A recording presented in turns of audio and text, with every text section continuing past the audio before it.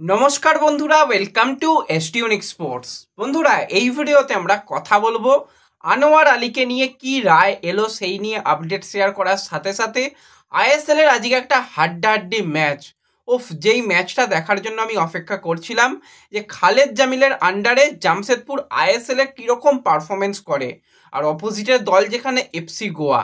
তো সেই ম্যাচ নিয়েও কথা বলার রয়েছে এই ভিডিওতে। খুবই ইন্টারেস্টিং ভিডিও হবে, শুরু থেকে শেষ পর্যন্ত দেখো। আর ভিডিও ভালো লাগলে লাইক শেয়ার করে দিও, আর যারা চ্যানেলে প্রথমবারের জন্য এসেছো মনে করে চ্যানেলটাকে সাবস্ক্রাইব করে নিও, তাহলে তোমাদের প্রিয় দলের খেলার সমস্ত আপডেট পেয়ে যাবে। তো প্রথমেই যদি আমরা কথা বলি যে জামশেদপুর বনাম এফসি গোয়া ম্যাচ নিয়ে, মানে প্রথম 8 মিনিটে যা খেলা হলো, তারপরে 15 মিনিটে 13টা অ্যাটাক এফসি গোয়া করেছিল, আর সেই সময় অ্যালবিনো গেমস একাধিক সেভ করে গেছে। শুধু সেভ করেই যেতে হয়েছে। আরমান্ডো সাদিকুর হেড বলো বা তাদের যে কোনো প্লেয়ার এসে প্রচণ্ড পরিমাণে প্রেসার ক্রিয়েট করছিল, মনে হচ্ছিল গোল এসে যাবে। তো সেই জায়গাতেই আমার খুবই পছন্দের একজন প্লেয়ার স্টিফেন এজে, যে কিন্তু একটা সময় জামশেদপুরের হয়ে খেলে গিয়েছিল, অসাধারণ খেলেছিল, এবং তার গোল করলে একটা হামাগুড়ি দিয়ে সেলিব্রেশনের কথা অনেকেরই মনে থাকবে। তো সেই স্টিফেন এজে ডিফেন্সের অন্যতম নেতৃত্ব দিচ্ছিল, প্রতিটা বলকেই ব্লক করার চেষ্টা করেছিল এবং ডিফেন্স কোয়ালিটিও যথেষ্ট ভালো। অনেকদিন বাদে কিন্তু আশুতোষ মেহতা নেমেছে, তার দিক দিয়ে প্রচুর অ্যাটাক হয়েছে প্রথম দিকে, কিছুটা পেসটা কন্ট্রোল করতে পারছিল না। আস্তে আস্তে আশুতোষ মেহতাও ফর্মে ফেরে, প্রতীক চৌধুরীও অনেকটা আরও ডিফেন্সিভ কোয়ালিটি ভালোই করে নেওয়ার চেষ্টা করে। অপরদিকে উভেশ সেও মোটামুটি ডিফেন্স করে যা হোক করে তাদের অ্যাটাকটাকে আটকেছিল প্রথম 20 মিনিট যা খেলেছে। ভয়ঙ্কর অ্যাটাক করছিল সেই সময় গোয়া। তারপর খেলাটা আস্তে আস্তে কিছুটা স্লো হয়। অপরদিকে জামশেদপুরও খেলা তৈরি করার চেষ্টা করে, কিন্তু ফার্স্ট হাফে জামশেদপুর কোনো রকম শট অন টার্গেট রাখতে পারেনি, এটাই মেন সমস্যা হয়ে যায়। আর সেই জায়গা থেকে কিন্তু এফসি গোয়ার হয়ে আরমান্দো সাদিকু যে গোলটা করেছে প্রশংসা করতে হবে। তো প্রথম দিকে কিন্তু সাদিকু যেরকম করছিল গোল করে দেবো করতে না পারলেও কিন্তু ফার্স্ট হাফেই গোলটা পেয়ে যায়। অবশ্যই একটা ছোট্ট ডিফ্লেকশন হয়েছিল, স্টিফেন এজের সঙ্গে কিছু করার ছিল না, আর বলের সেই সময় লাইনটা চেঞ্জ হয়ে যায়, অ্যালবিনো গোমস গোল খেয়ে যায়। তা না হলে কিন্তু সেভ করে দিত। এবার অ্যালবিনো গোমস অনেকদিন বাদে আইএসএল খেলছে, এতদিন আই লিগে ছিল, তো সেক্ষেত্রে কয়েকটা জায়গাতে ড্রপগুলো বেশি অ্যালাউ করে অনেক ডেঞ্জার ক্রিয়েট করে ফেলছিল। তো যাই হোক, গোল খেয়ে যায়। পরবর্তী সময় কিন্তু সেকেন্ড হাফের প্রথম থেকে জামশেদপুর যা খেলা শুরু করলো অসাধারণ। জর্ডান মারে এসে অ্যাটাকের আরও গতি বাড়ালো, জর্ডান মারের সঙ্গে সিভেরিও টোরো। তো পেনাল্টি থেকে কিন্তু সিভেরিও টোরো গোল করলো। আর শেষের দিকে যেই সময় মনে হচ্ছিল যে ম্যাচটা হয়তো ড্র হয়ে যাবে, একদম শেষের দিকে জর্ডান মারের একটা দূরপাল্লা শট, সেখানে একদম বারে লেগে বল গোল হয়ে যায়, এবং সেই গোল আর ফিরিয়ে দিতে পারে না, কারণ সময় আর বেশি ছিল না।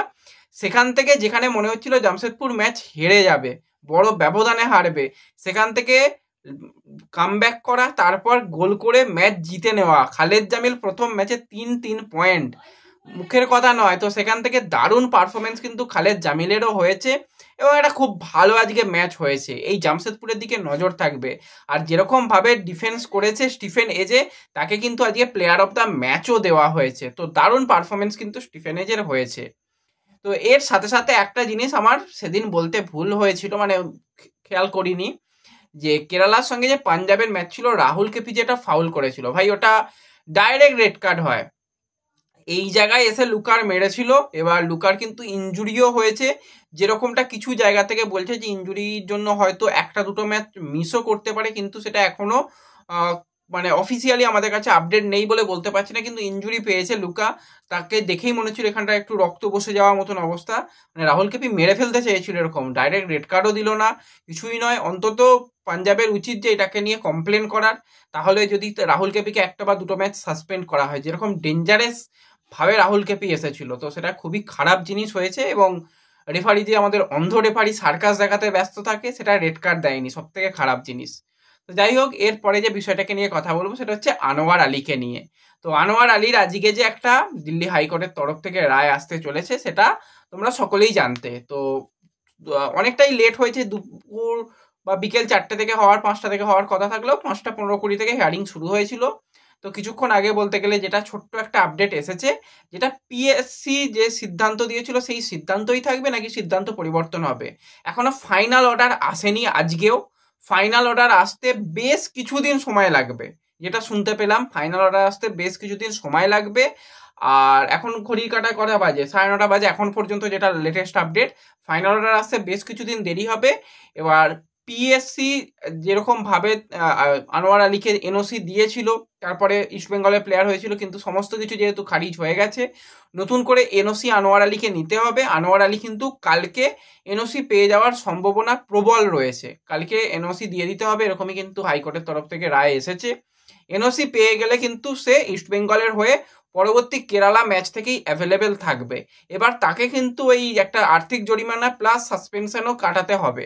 তো সেটা কবে থেকে শুরু হবে বলা যাচ্ছে না, অনুমান করা যাচ্ছে অন্তত 3 থেকে 4টে ম্যাচ ইস্টবেঙ্গলের জার্সি গায়ে খেলতে পারবে। এমনিতেই তোমরা দেখেছো লালচৌনুঙ্গা রেড কার্ড খেয়েছে। আর জোড়া ডিফেন্স নিয়ে খেললে বিদেশি সংখ্যা উপরে কিন্তু কম হবে, সেই জায়গাতে আনোয়ার যদি 3-4টে ম্যাচও খেলে, সেখান থেকে যদি পজিটিভভাবে ভালো কিছু হয় তো ভালো, সেই দিকে আমাদের নজর থাকবে। তো কালকে অপেক্ষা করব, যখনই এনওসি কমপ্লিট হয়ে যাবে তোমাদের কিন্তু জানিয়ে দেব। তো হয়ে যাওয়ার সম্ভাবনা কালকেই প্রচুর রয়েছে, এবং কেরল ম্যাচ থেকেই আনোয়ার আলী অ্যাভেলেবেল হয়ে যাবে, এরকমটাই আপডেট রয়েছে। তো পরবর্তী সময় আরও কিছু আপডেট আসবে, সেই আপডেট এসে গেলে কিন্তু ফেসবুক পেজে শেয়ার করে দেব। তো এই ভিডিওতে এটুকুই আপডেট শেয়ার করার ছিল। ভিডিও ভালো লাগলে লাইক শেয়ার করে দিও। তো দেখা হবে পরবর্তী ভিডিওতে। ধন্যবাদ।